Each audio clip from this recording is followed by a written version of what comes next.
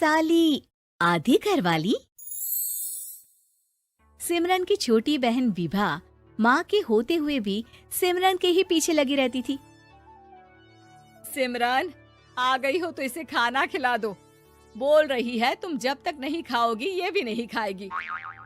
क्या है विभा, तुम खा लिया करो ना, मुझे ऑफिस से आने में देर हो जाती है। और कोई छोटी बच्ची तो हो नहीं तुम जो खाना भी नहीं खाती हो कि दीदी आएगी तो ही खाऊंगी। हाँ हाँ, छोटी बच्ची ही समझ लो। और एक बात, जब आपको पता है कि मैं आपके बिना नहीं खाती हूँ तो रोज रोज क्यों बोलती हो? अरे क्या है ये, दोनों बहनें कम माँ बेटी ज्यादा लगती हो। अरे दीदी की शादी हो जाएगी तब क्या करेगी बोल? जब होगी तब की तब देखेंगे। मैं तो दीदी के साथ ही रहूंगी हमेशा। दोनों की शादी ऐसे घर में कर देंगे जहाँ दो भाई हो। खैर, मामला आया गया हो जाता है। एक दिन सिमरन के पापा जब घर आते हैं, तुम लोगों के लिए अच्छी खबर है। वर्मा जी है ना मेरे दोस्त, उन्होंने सिमरन बेटी के लिए रिश्ता बताया है। बहुत अच्छा लड़का है, सिमरन को भी पसंद कर लिया है और कल वो लोग आ रहे हैं सिमरन को देखने अपने घर। सिद्धांत अपने माता पिता के साथ सिमरन को देखने आता है। उसे सिमरन अच्छी लगती है और शादी तय हो जाती है। सिद्धांत की माँ कहती है, अब तो हम लोग ले जाएंगे जल्द ही अपनी सिमरन को यहाँ से। अरे हाँ हाँ, क्यों नहीं, आपकी ही है अब तो हमारी बेटी। दूर खड़ी विभा सब सुन रही होती है। अब तो दीदी की शादी हो जाएगी, फिर तो वो चली जाएंगी। दीदी के बिना मैं कैसे रहूंगी? कुछ न कुछ तो करना ही होगा जिससे दीदी की शादी ही ना हो। सभी के जाने के बाद क्या शादी के बाद दीदी हम लोगों के साथ नहीं रहेंगी? अरे नहीं तो फिर क्यों रहेगी, शादी हो जाएगी तो अपने घर चली जाएगी ना। तो मैं भी जाऊंगी उनके साथ, मेरा भी सामान पैक कर देना। अरे कैसे बात कर रही हो विभा, दीदी के ससुराल छोटी बहन नहीं जाती। हाँ, कभी कभी जाकर मिलाना और रोज फोन पर भी बात कर लेना, ठीक है? नहीं पापा, आप तो जानते हैं मैं दीदी के बिना खाना भी नहीं खाती, ना ही मुझे उनके बिना नींद आती है। सिमरन बहन की बात सुनकर इमोशनल हो जाती है। अगले दिन से विभा खाना खाना छोड़ देती है।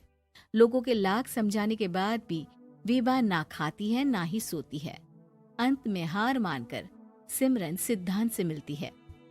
सिद्धांत, मेरे मम्मी पापा ने बचपन से ही विभा और मुझे साथ रखा। वो मुझसे बहुत जुड़ी है। मुझे उसकी टेंशन रहेगी शादी के बाद, क्योंकि वो मेरे बिना नहीं रह सकती है।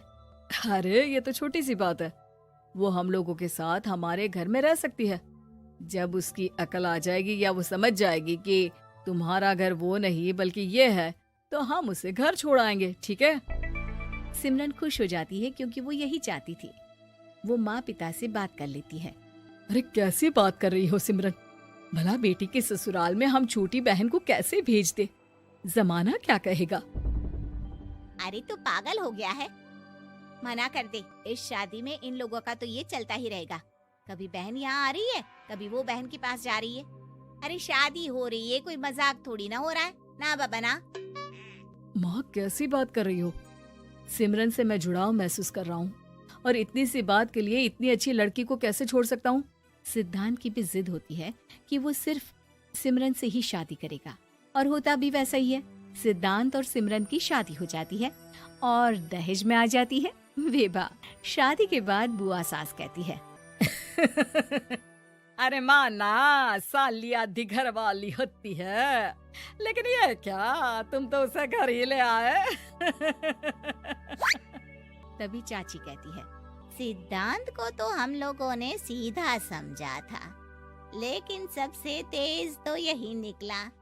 अरे देखो कैसे दहेज तो नहीं लिया, लेकिन साली पर कब्जा कर लिया।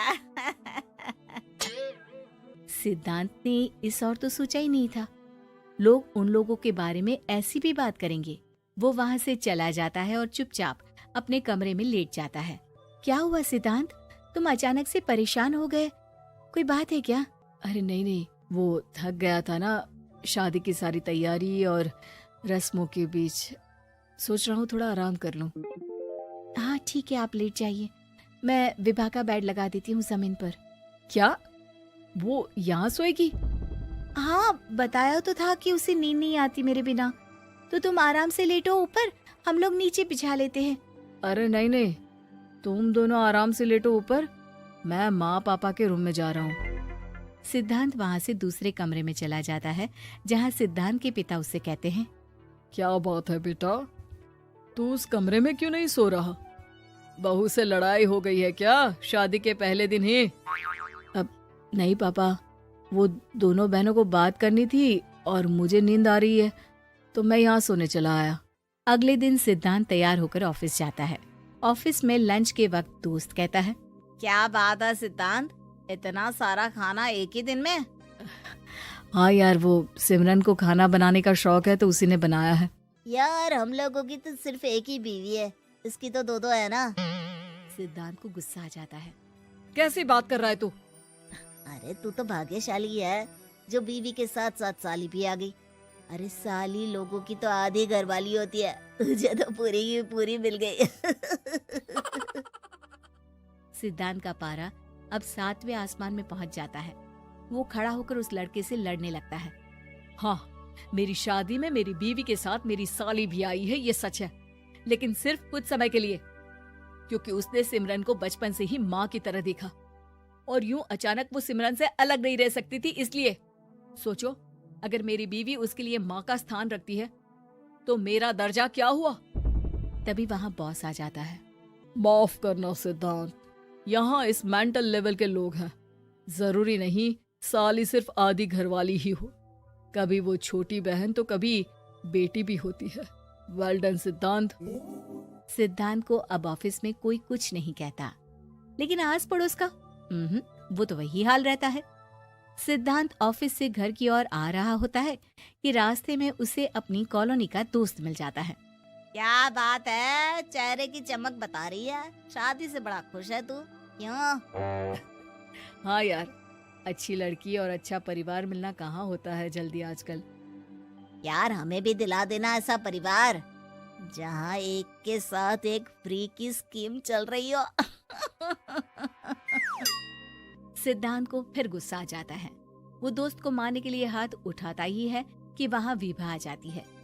अरे जीजू, रहने दीजिए ना, ये लोग नहीं समझेंगे कि इंसानियत क्या होती है। ये सच है कि दीदी से कैसे दूर रहना, ये मुझे पता नहीं था। आपने मुझे दीदी के पास रहने का मौका देकर ये समझने का मौका दिया कि लड़की का असली घर उसका ससुराल होता है। मैं समझ चुकी हूँ, मैं जा रही हूँ जीजू, लेकिन मैं खुश हूँ कि आपने मुझे अपनी छोटी बहन समझा। सभी उन लोगों को देखकर ताली बजाने लगते हैं। विभा अपने घर चली जाती है और सिद्धांत खुशी खुशी सिमरन के साथ रहने लगता है।